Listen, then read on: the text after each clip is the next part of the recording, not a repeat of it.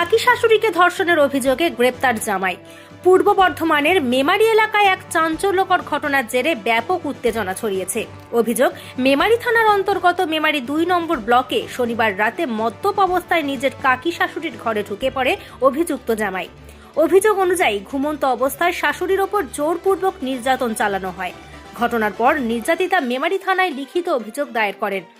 অভিযোগের ভিত্তিতে রবিবারই পুলিশ অভিযুক্ত জামাইকে গ্রেপ্তার করে।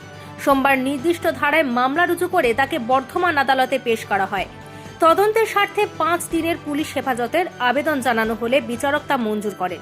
ইতিমধ্যে নির্যাতিতার গোপন জবানবন্দি নেওয়া হয়েছে এবং স্বাস্থ্য পরীক্ষার জন্য তাকে হাসপাতালে পাঠানো হয়েছে। ঘটনাকে কেন্দ্র করে এলাকায় তীব্র চাঞ্চল্য সৃষ্টি হয়েছে।